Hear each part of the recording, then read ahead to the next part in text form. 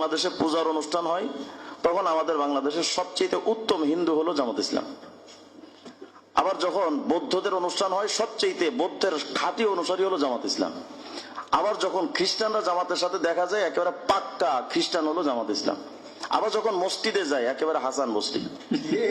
তার মানে রহমান ভি খুশ হো, শয়তান ভি নারাজ না হো। মানে আল্লাহরেও খুশি রাখতে চায়, শয়তানকেও নারাজ করতে চায় না।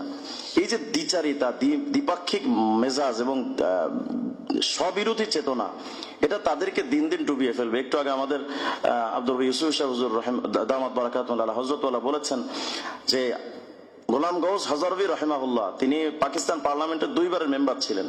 পাকিস্তান পার্লামেন্টে তার উপরে যখন হামলা হয়, তাকে হত্যা করার জন্য হামলা করার চেষ্টা করেছিল, গোলাম গৌস হাজারভি রহমতুল্লাহ হাত কর্তৃত হাত নিয়ে, কাটা জখমি হাত নিয়ে তিনি বলেছিলেন, আমি ওইটা একটু নোটও করে নিয়ে আসছিলাম, এই মওদুদি খমেনি দো ভাই একটা বই আছে উর্দুতে, এই বইয়ের মধ্যে 44-43 নম্বর পৃষ্ঠার মধ্যে আসছে।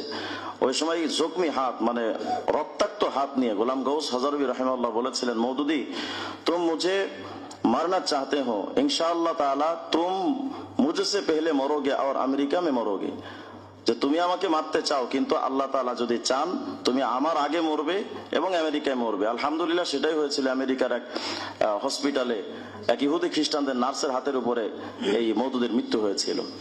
বাস্তবতা হলো এই যে মওদুদিবাদ, এখন যে দেখছেন, গতকালকে আমাদের জামাত ইসলামের তাহের সাহেব যে বলেছেন যে তারা আমেরিকান এম্বাসি নির্দেশনা যেভাবে দিয়েছে বা সেভাবে তারা এই জোটটা গঠন করেছে, এবং এই ক্ষেত্রে শুধু ইসলামপন্থীদের রাখা যাবে না সে ব্যাপারে স্পষ্ট করেছে। আসলে বাস্তবতা হলো এই জামাত ইসলামের জন্মটা, শুধু আমরা তাকে মুনাফিকই বলেছি, মুনাফিকের মধ্যে সবগুলো ভেতরে লুকিয়ে আছে। মূলত এদেরকে যে ইহুদি খ্রিস্টানরা যে এদেরকে পরিচালনা করে এবং আমেরিকা যেদের পরিচালনা করে, এটার বাস্তব নমুনা দিই। আমাদের সামনে তো ওরা যখন গলা ফাটিয়ে বলে যে আমরা ইসলামের শরিয়া কায়েম করব, মুসলমানদের মজলিসে গিয়ে কথা বলে। আবার যখন খ্রিস্টানরা যখন তাদের সাথে দেখা করে, বলে না আমরা শরিয়া কায়েম করব না। আবার যখন পাল্টা প্রশ্ন আমরা করি যে আপনারা শরিয়া অস্বীকার করলেন কেন, কয় না আমরা এমন কথা বলি নাই।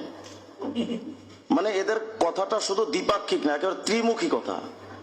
তারা মুখে প্রথম বললো আমরা শরিয়া কায়েম করতে চাই, কোরআনের শাসন চাই, কোরআনের আইন চাই, সৎ লোকের শাসন চাই, এই স্লোগান দিয়ে সামনে আসলো।